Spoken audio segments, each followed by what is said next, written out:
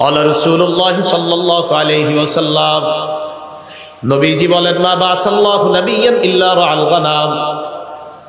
আল্লাহ পাক রব্বুল আলামিন এমন কোন নবী দুনিয়াতে পাঠান নাই যে নবী মেষ চড়ায় নাই, ছাগল চড়ায় নাই। যত নবী দুনিয়াতে পাঠাইছে সবাই মেষ চড়িয়েছে, ছাগল চড়িয়েছে।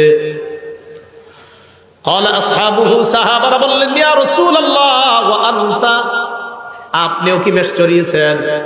নবীজি জবাব দেয়, কুনতু আরআহা আলা তারারিত লি আহলি মক্কা, আমি কয়েক দিরহামের বিনিময়ে পারিশ্রমিকে আমি মক্কাবাসীর ছাগল চড়াইতাম।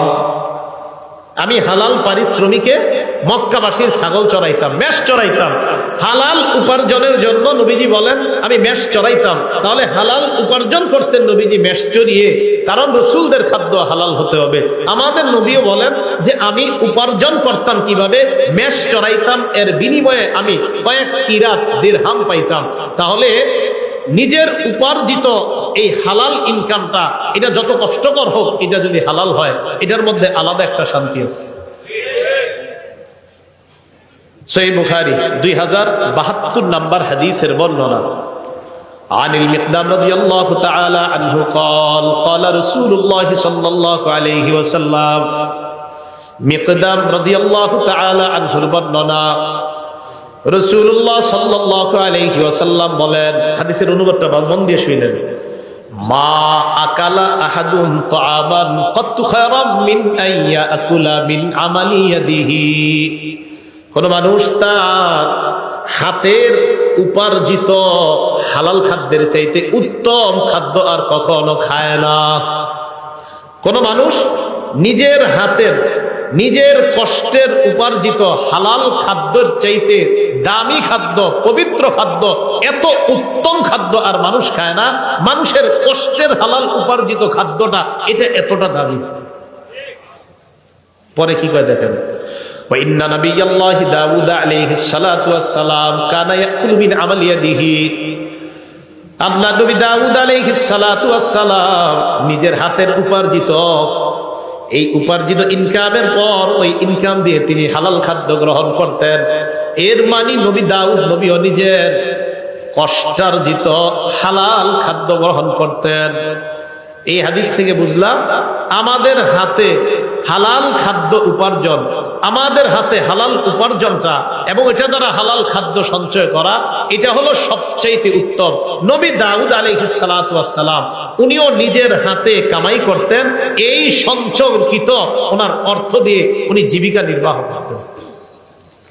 বুখারী শরীফের 2074 নম্বর হাদিসের বর্ণনা। عن أبي هريرة رضي الله تعالى عنه قال قال رسول الله صلى الله عليه وسلم, নবীজি বলেন, লা আইয়াহতাতিবা আহাদুকুম হুজমাতান আলা যহরিহি খায়রুল লাহু মিন আইয়াসআলা আহাদান ফায়ুতিয়াহু আও ইয়ামনাআ। কি কয় দেখেন, নবীজি বলেন তোমাদের কোন ব্যক্তি কাঠের বোঝা পিঠের মধ্যে বহন করা ওই ব্যক্তির চাইতে উত্তম যে ব্যক্তি অন্য কারো কাছে ভিক্ষা চায়। কারো কাছে ভিক্ষা চায়, যার কাছে ভিক্ষা চায় সে দিতেও পারে, নাও দিতে পারে।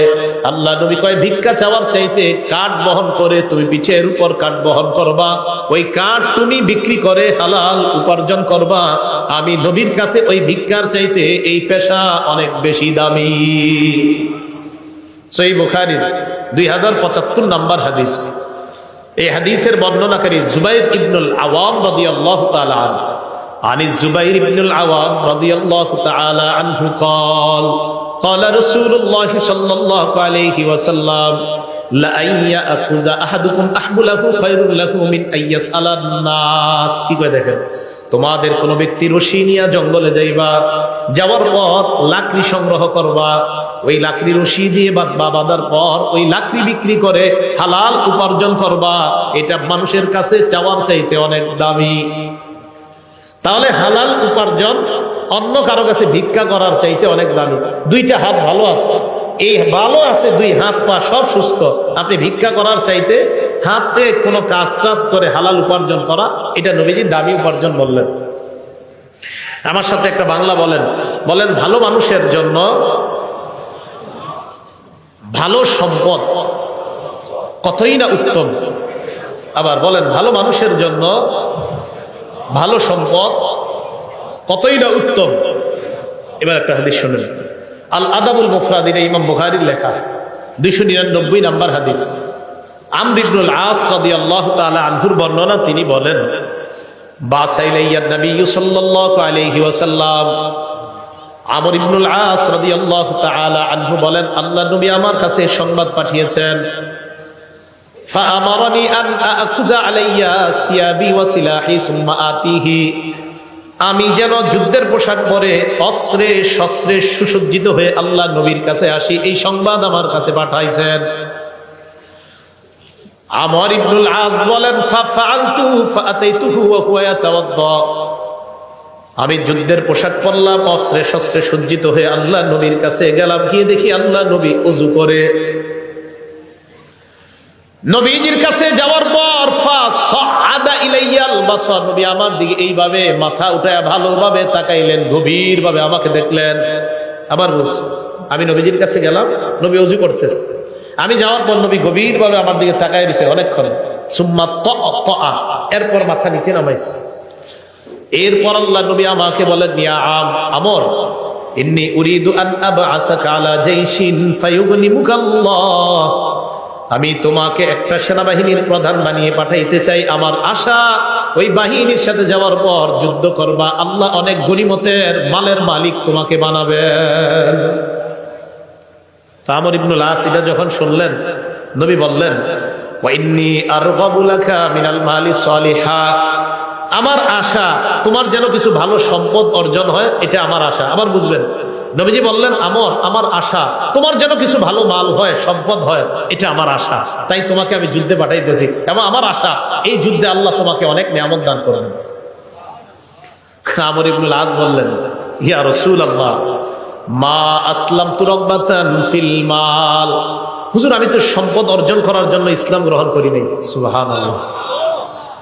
ইন্নামা আসলামতু রাগবাতান ফিল ইসলাম, আমি ইসলাম গ্রহণ করেছি ইসলামের আকর্ষণে।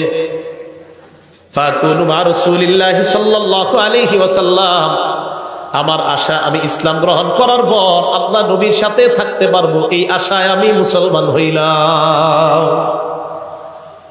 নবীজি বললেন, আমর, নি'মাল মালুস সালিহু লিল মারইস সালিহি, ভালো মানুষের জন্য ভালো সম্পদ কতই না উত্তম। সুবহানাল্লাহ। তুমি একজন ভালো মানুষ, তোমার জন্য ভালো সম্পদ হওয়া, এই ভালো মানুষের জন্য ভালো সম্পদ হওয়া কতই না উত্তম। তাহলে এটা আমার কথা না, এটা নবীজির কথা। ভালো মানুষের জন্য ভালো সম্পদ, এটা কতই না উত্তম। তুমি একটা ভালো মানুষ, তোমার জন্য ভালো সম্পদ হওয়া, এটা অনেক উত্তম, এটা অনেক নেয়ামতের। তাই আমি চাই কিছু হালাল সম্পদ, কিছু হালাল মাল তোমার হয়ে যাক। ভালো মানুষের হালাল মাল হওয়া এটা দোষণীয় না, বরং ভালো মানুষের ভালো সম্পদ হওয়া এটা কতই না উত্তম, এটা আল্লাহর পক্ষ থেকে তার জন্য নেয়ামত। আল্লাহ আমাদের সকলকে হালাল উপার্জন করার তৌফিক দান করেন। এবার আসেন হালাল হারামের ব্যাপারে কিছু কথা। হালাল উপার্জন বা হালাল খাদ্য খাওয়ার জন্য আল্লাহ আদেশ করেছেন। কে আদেশ করেছেন?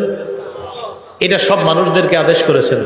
সূরা বাকারা 168 নম্বর আয়াতে আল্লাহ বলেন, ইয়া আইয়ুহান নাস কুলু মিম্মা ফিল আরদি হালালান তাইয়্যিবা, হে মানুষ, পৃথিবীর মধ্যে যা হালাল পবিত্রতা তোমরা খাও। এই আয়াত নাযিল হওয়ার পর সাদ ইবনে আবি ওয়াক্কাস রাদিয়াল্লাহু তাআলা আনহু আল্লাহ নবীকে বললেন, উদউল্লাহ লি আইয়াজআলানি মুস্তাজাবাদ দাওয়া, ইয়া রাসূলুল্লাহ, আল্লাহর কাছে দোয়া করেন আল্লাহ যেন আমাকে মুস্তাজাবুদ দাওয়া বানায় দেয়। বলেন মুস্তাজাবুদ দাওয়া, বলেন। মুস্তাজাবুদ দাওয়া মানে দোয়া করার সাথে সাথেই কবুল হয়ে যাবে। নবীজিকে বললাম, হুজুর আপনি আমার জন্য দোয়া করেন, যেন আমি দোয়া করার সাথে সাথেই আমার দোয়া কবুল হয়ে যায়, আল্লাহ যেন আমারে এমন বানায় দেয়। তো এদেরকে বলা হয় মুস্তাজাবুদ দাওয়া। বলেন কি বলা হয়?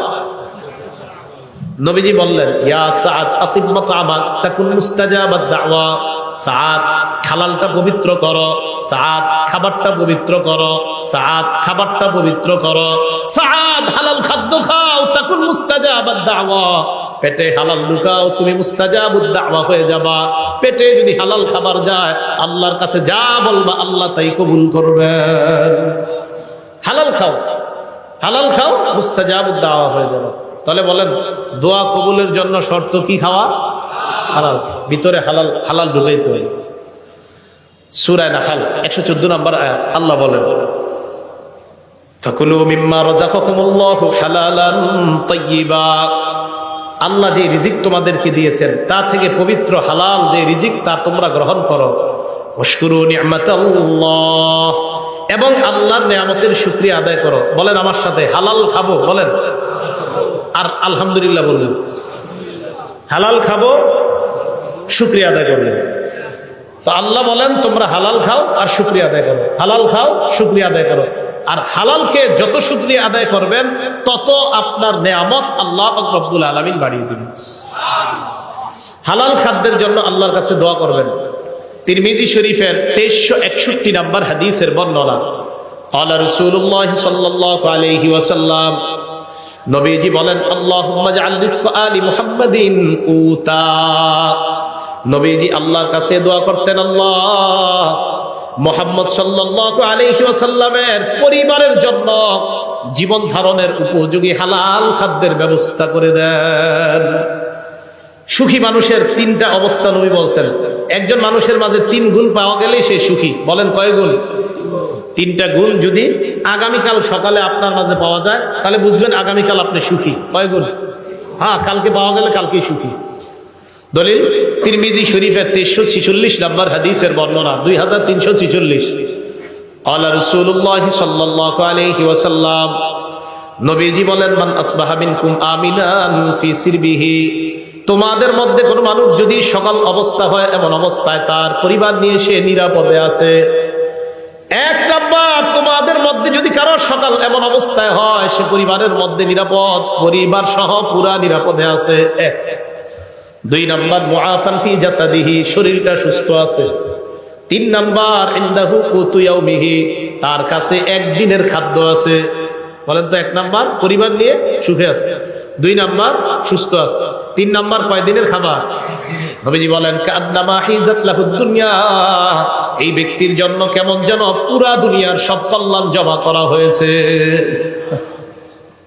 এই জন্য হালাল খাবেন আর দোয়া করবেন, হালাল খাবেন আর দোয়া করবেন। আরেকটা, হালাল খাবেন আর শুকরিয়া আদায় করবেন। আর আল্লাহ তো বলছে শুকরিয়া আদায় করবা, আমি আল্লাহ নিয়ামত আরো বৃদ্ধি করে দিব।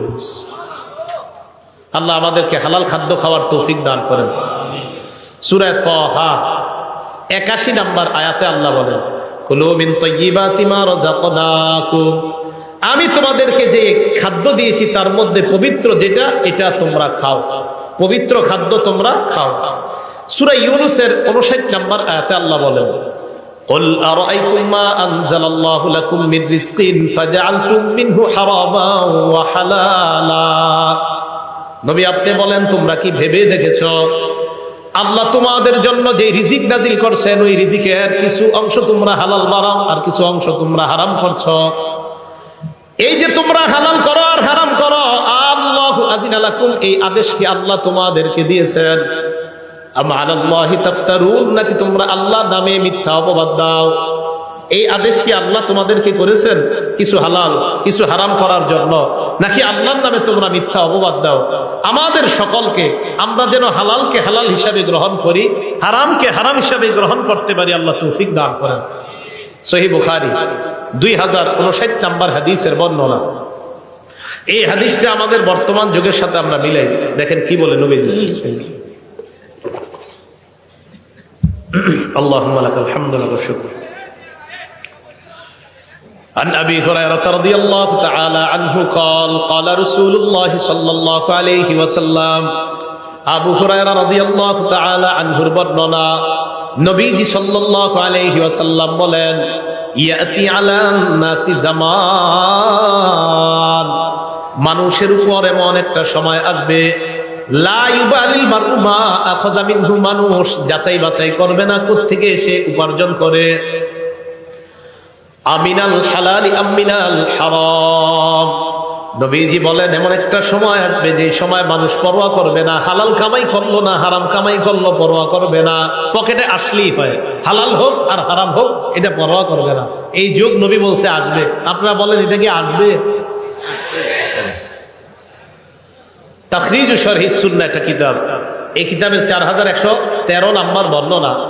আন আব্দুল্লাহ ইবনে মাসউদ রাদিয়াল্লাহু তাআলা আনহু قال আব্দুল্লাহ ইবনে মাসউদ রাদিয়াল্লাহু তাআলা আনহুর বর্ণনা, তিনি বলেন, ইয়া আইয়ুহান নাস ইত্তাকুল্লাহ, হে মানুষ তোমরা আল্লাহকে ভয় করো, রিজিক অন্বেষণে তোমরা মধ্যপন্থা অবলম্বন করো। এবার যেটা বলবো অনুবাদটা মন দিয়ে শুনেন, কি কয় দেখেন। লা ইয়াহমিলান্নাকুম ইস্তিবতাউর রিজকি আন তাতলুবুহু বিমাআসিল্লাহ। হালাল পথে রিজিক তালাশ করতে গিয়ে রিজিক আসতে যদি বিলম্ব হয়, আবার বলছি, হালাল পথে রিজিক তালাশ করতে গিয়ে প্রচুর রিজিক আসতে যদি বিলম্ব হয়, রিজিক তালাশ করতেছেন, রিজিক আপনার কাছে আস্তে আস্তে আসতেছে, তো রিজিক তালাশ করতে গিয়ে রিজিক যদি আসতে বিলম্ব হয়, আব্দুল্লাহ ইবনে মাসউদ বলেন, এই রিজিক আসতে বিলম্ব হইলে তোমরা তাড়াতাড়ি রিজিক উপার্জনের জন্য কোন নাফরমানির পথ বাইছে নিবা না। আবার দেখেন কি কয়, লা ইয়াহমিলান্নাকুম ইস্তিবতাউর রিজকি, হালাল পথে রিজিক আসার বিলম্ব হওয়াটা, কি কয় দেখেন, হালাল পথে রিজিক আসার বিলম্ব হওয়াটা লা ইয়াহমিলান্নাকুম, তোমাদেরকে যেন উদ্বুদ্ধ না করে, আন তাতলুবুহু বিমাআসিল্লাহ, হালাল পথে রিজিক আসা বিলম্ব হওয়াটা তোমাদেরকে যেন হারাম পথে দ্রুত রিজিক কামায়ের প্রতি উদ্বুদ্ধ না করে। দোস্তে বলবে, কি রে কি করস, টাকা পয়সা নাই এত, আর বলিস না, ক্ষেত খামার করি কোনো মতে আসে আর কি। আরে আমি কিছু সিস্টেম শিখে নিয়ে গেছে বাজারে, বাজারে গিয়ে কিছু কিছু সিস্টেম শিখাই দিছে যে এই সিস্টেমে তাড়াতাড়ি ধনী হওয়া যায়। ওলামায়ে কেরামের কাছে জিজ্ঞাসা করছে, হুজুর আমাকে এরকম সিস্টেম দিছে, আলেমরা বলছে এটা তো হারাম সিস্টেম, এটা তো সুদি সিস্টেম। কয় না, এখানে তো ইসলামের নামাজ। কিসের নামাজ?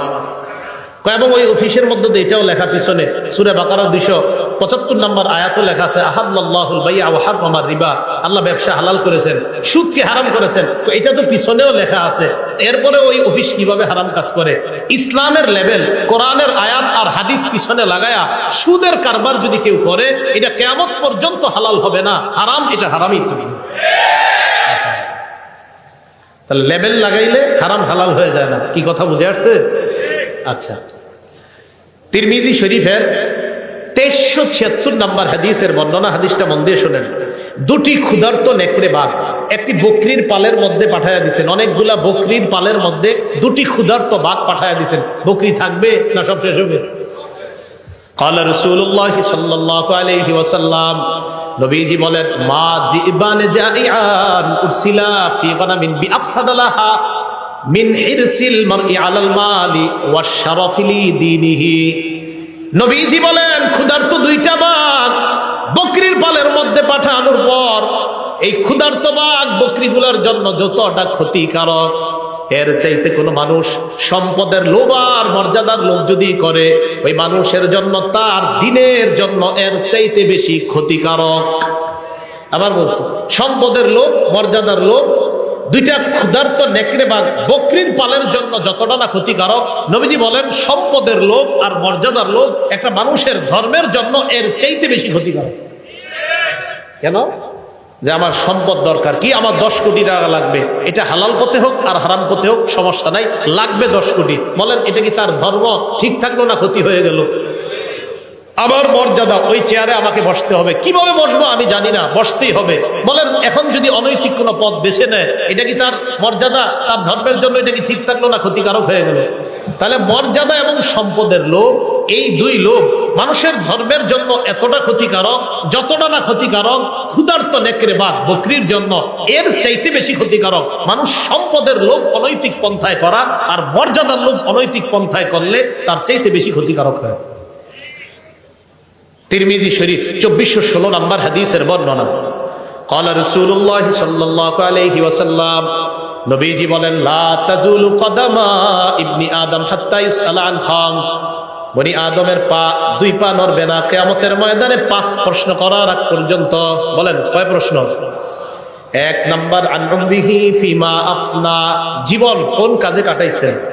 2 নাম্বার, আন শাবাবিহি ফিমা আবলা, যৌবন কোথায় নষ্ট করছেন। রাত 12টার পর দরজা লাগিয়ে মোবাইলটা সামনে নিয়ে যৌবন কি নষ্ট করেছেন কিনা, কিয়ামতের মাঠে এটার হিসাব দিতে হবে। 3 নাম্বার ওয়ান মালিহি মিন আইনা ইকতাসাবা, এটা বুঝেন সম্পদ কোন পথে কামাই করেছেন, হালাল পথে কিনা। 4 নাম্বার ওয়া ফিমা আনফাকা, কোথায় ব্যয় করেছেন, হালাল পথে কিনা, এই জায়গাটা একটু বুঝতে হবে।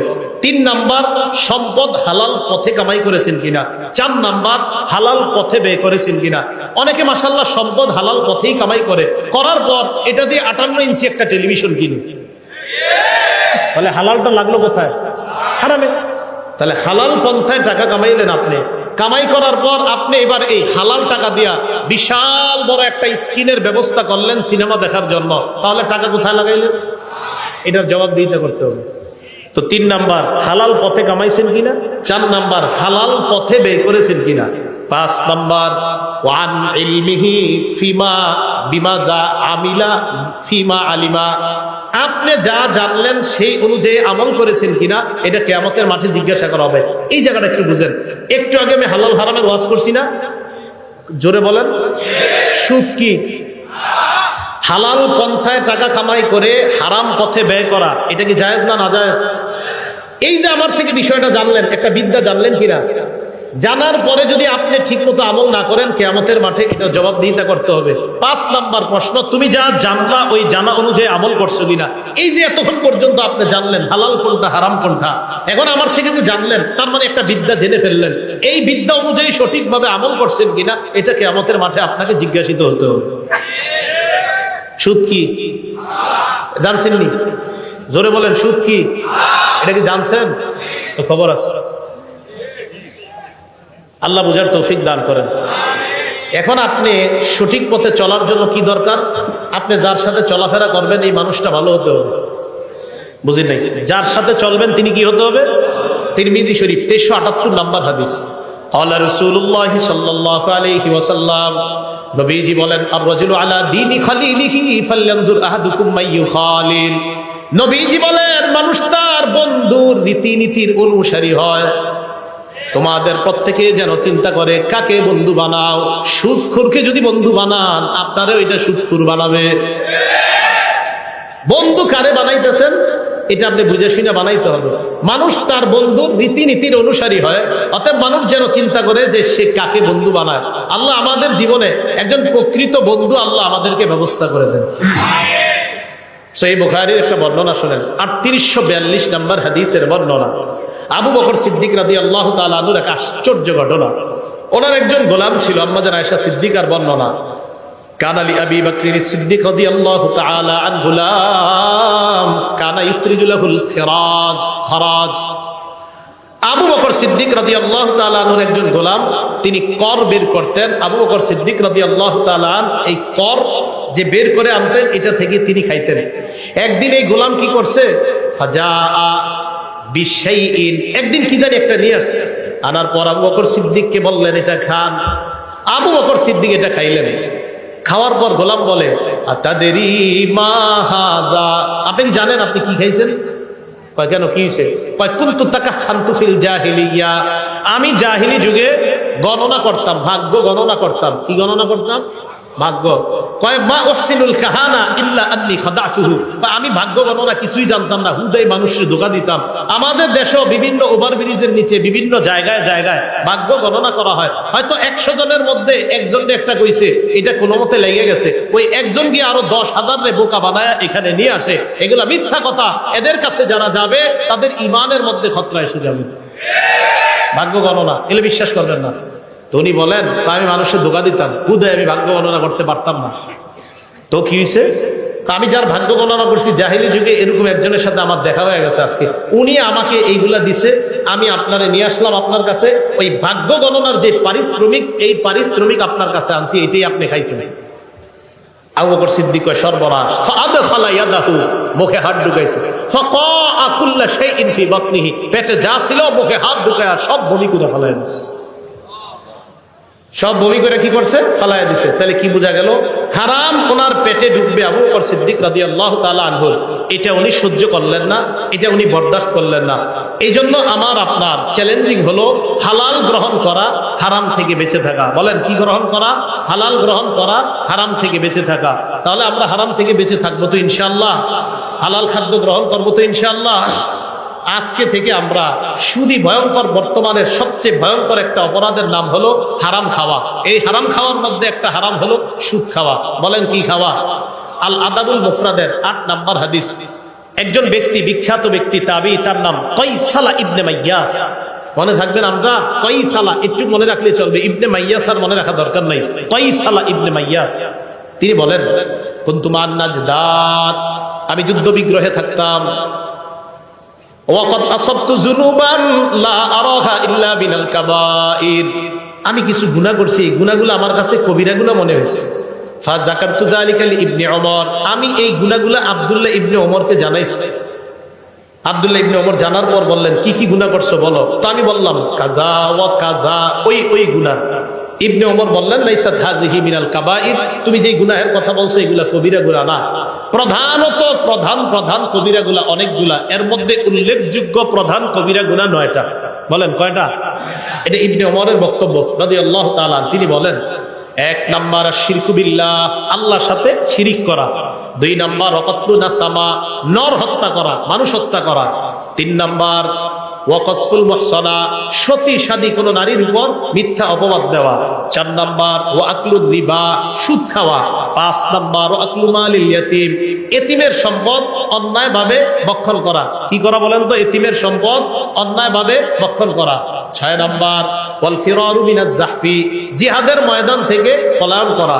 7 নাম্বার ওয়া ইলহাদুন ফিল মসজিদি, মসজিদের মধ্যে ধর্মদ্রোহী কাজ করা। 8 নাম্বার আল্লাযী ইস্তাসখিরু, ধর্ম নিয়ে উপহাস করা। 9 নাম্বার ওয়া বুকাউল ওয়ালিদাইনি মিনাল উকুক, আপনার নাফরমানির কারণে পিতামাতার চোখ দিয়ে পানি আসা, এটাও ভয়ঙ্কর 9 অপরাধের অন্তর্ভুক্ত। আপনি খারাপ আচরণের কারণে পিতামাতার চোখ দিয়ে পানি আসা। এই 9টার মধ্যে আকলু রিবা, দেখেন সুদ খাওয়া আছে। বলেন সুদ খাওয়া আছে? তাহলে সুদের কথাটা এইখানে আনলেন। সহিহ বুখারী 766 নাম্বার হাদিস, সেখানে রাসূল সাল্লাল্লাহু আলাইহি সাল্লাম বললেন, ইজতানিবুস সাবআল মুবিকাত, 7টি ধ্বংসাত্মক অপরাধ থেকে বাঁচো।